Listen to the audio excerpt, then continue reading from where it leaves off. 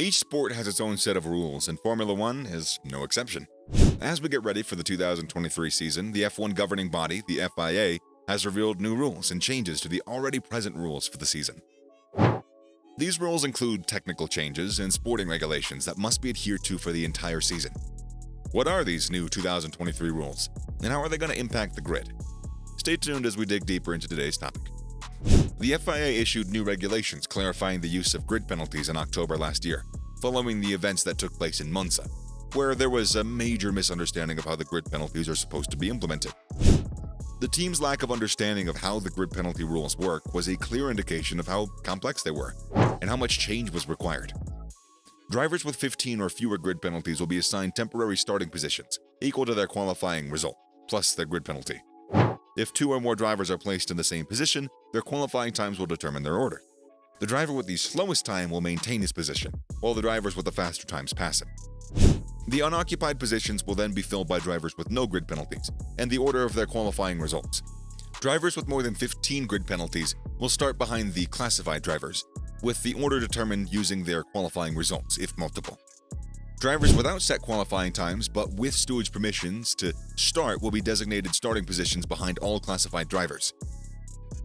If it's a spring weekend, this starting order will be determined by their FP3, Free Practice Session 3, or FP1 classification. Finally, those who didn't qualify due to disqualifications will start behind all other racers who didn't qualify for other reasons. Penalties for replacing gearbox parts will not exceed 5 positions, unlike 2022. Instead of a sum of penalties from each replaced part, the maximum grid penalty will be applied to one part. The 2022 technical regulations allowed engineers to work with 3-dimensional models approved by the FIA Technical Office. The rule was expected to limit the engineers' design imaginations due to the requirement to shape the cars with ground effect while respecting the curves and volumes. However, the Aston Martin engineering team studied shapes to recreate the flow bundling effect above the rear wing edge that occurred with cars before 2022.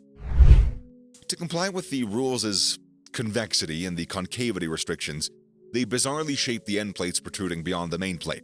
As a result, the downforce effect was minimized because the airflow wasn't dispersed to the sides of the main flap. Mercedes, on the other hand, debuted a unique front wing design in Miami last year. The end plate design increased airflow outwash by opening the sidewalls. Unlike in 2022, it won't be possible to curl the section between the side skirt and the flap to create an outlet channel for the flow outwash this year.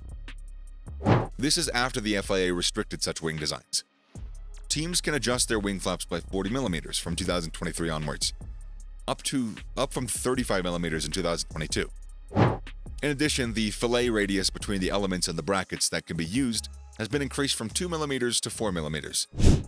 And did I mention that this year the rear wing tethers will be mounted 60 millimeters higher than they were last year? The number of sprint races has increased from 3 to 6 this year.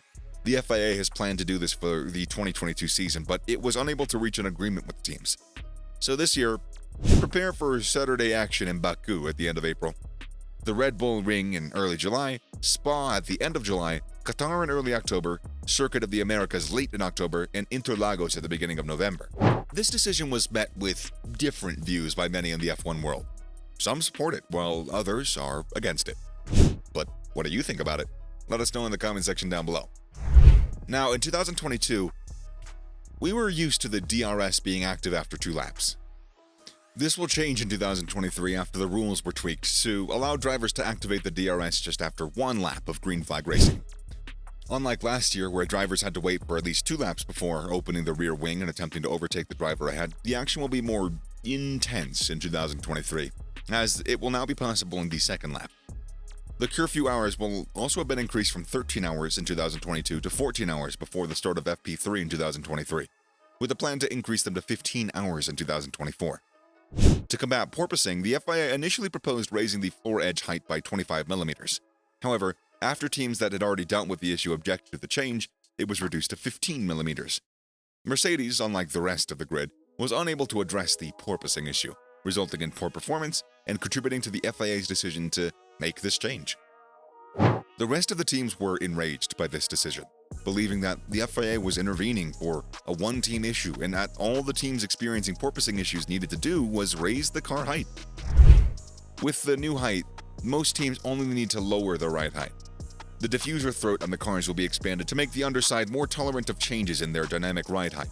It'll also be raised by 10 millimeters in order to reduce the sensitivity of Formula One to variations in dynamic ride heights.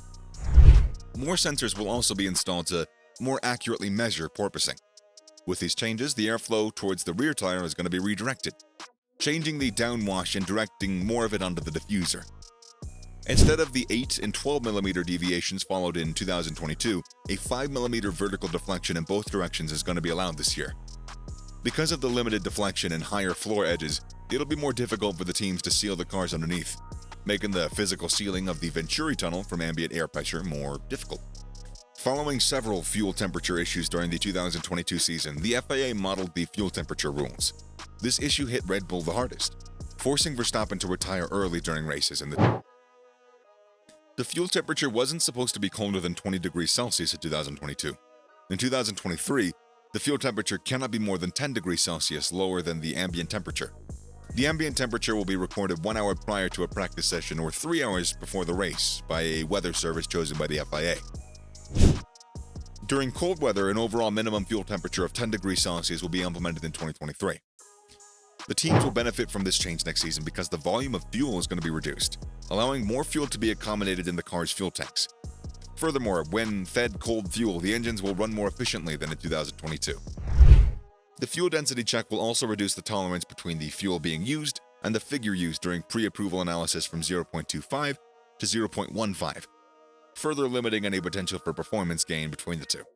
To prevent overpressurization, all fuel tanks have to have a pressure relief valve installed, and the maximum internal pressure exerted on the fuel bladder must not exceed 1.0 bars.